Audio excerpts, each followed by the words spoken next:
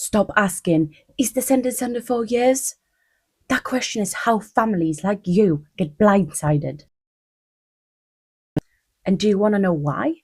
Because under 4 year sentence makes you relaxed. You start doing the maths, right? Halfway, home, done. Then the system hits you with the part that nobody planned for. License, conditions, and recall. And you realize that halfway wasn't freedom. It's just the moment the control changed shape. By the end of this video, you'll know the only question that matters more than the number that you hear in court. And you'll be able to spot instantly SDS versus EDS, suspended sentences, IPP legacy, remand, and where tag or HDC or progression fits. So you stop getting caught out by headlines and fear-mongering in Facebook groups. I'll give you an example. 2 people get 3 years. Both families says, under 4 years, halfway, 18 months, done. But one comes out and life is manageable. The other comes out under tight rules. And one wobble later, recall, back inside. They got the same number, right? Different sentence type, different rules. And sometimes there isn't even a sentence to have. If they are on remand, they are inside with no release date, no halfway point, no countdown, just waiting. So please delete this from your brain. Under 4 year sentence doesn't tell you release date. Sentence type and release framework do. Halfway is the handover. Prison to probation. Cell to conditions on the out. Here's the myth. Under 4 years means halfway release. People say it because sometimes on standard sentences, release points can look predictable. But the rule was never under 4 years. The rule is what sentence type are you on and what release framework applies to you. And the government's own sentencing bill proves it. Because it didn't treat the under 4 years like a magic boundary. It moved the goalposts on release and tagging across sentence length. That means the system itself is telling you it was never about the number. It was always about the framework. 2 words that you must listen out for: SDS and EDS. If you miss these, you'll misunderstand everything that follows. SDS is a standard determinate sentence, the normal one, if you will. Plain English would be fixed sentence with a set release point, then license. So the mechanism works like this. Judge gives you a number. They do custody.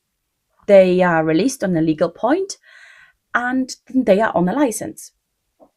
The little disruption is release doesn't mean he's finished. It means supervised. On license, he's got appointment, address rules, curfews, restrictions. Here's the thing. You don't need a new crime to go back in. A breach can be enough.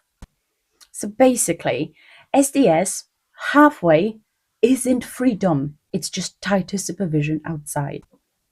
Now, EDS, it's an extended determinate sentence.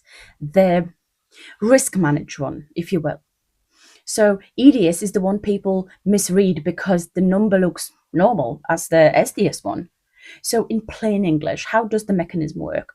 So we're not just punishing you, we're managing risk, right? So release and the community tail can be heavier, more control, longer control, less margin for error. So SDS, it's like a timeline.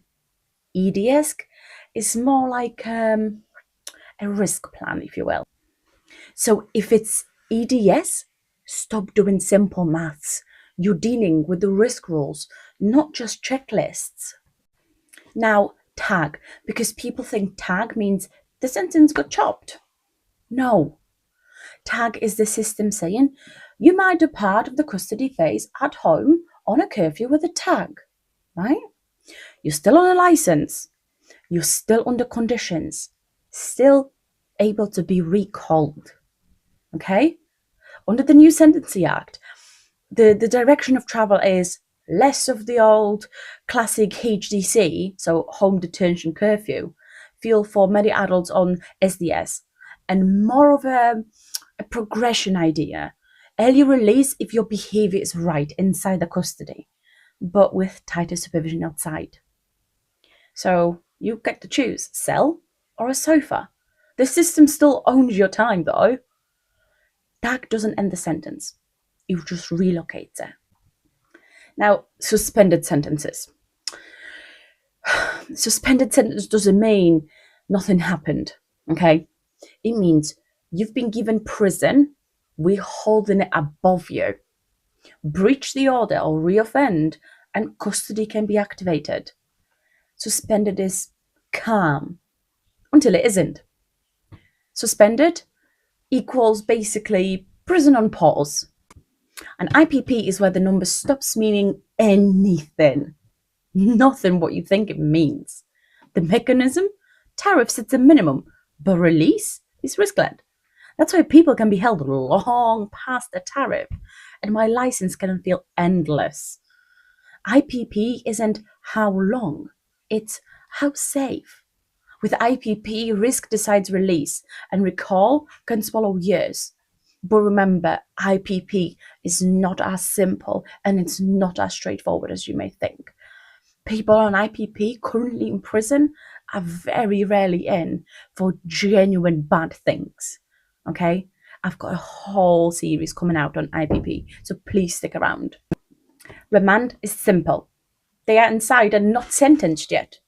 No fixed release date, no halfway maths, okay? Just waiting. And families pay the price of uncertainty. Remand equals no countdown to anything. Here's what connects all of this. License, like an invisible cage. It's where conditions live. It's where recall happens. It's where he's out turns into, oh, he's back in, without a new conviction. So if you only focus on the number, you'll keep getting shocked. If you focus on the framework, you'll see the risk coming. So remember this. Under 4-year sentence is not the rule. Framework is the rule. SDS is a structured release and license supervision. EDS, risk managed release and heavier, longer control. Tag or progression, custody can shift home on curfew, not freedom. Suspended, basically prison on pause. IPP, risk decides release. Remand, no sentence yet, no halfway maths. License is where recall lives. So next time someone says, under 4 years they are out halfway, don't worry about it, we know everything about this. Ask, what's the sentence type? Is it SDS or EDS? Are they on remand? What are the conditions that they are living on the license? What would trigger the recall? Drop it in the comments what you've heard, SDS, EDS, suspended, IPP, remand, and I'll tell you what it actually means for you in real life.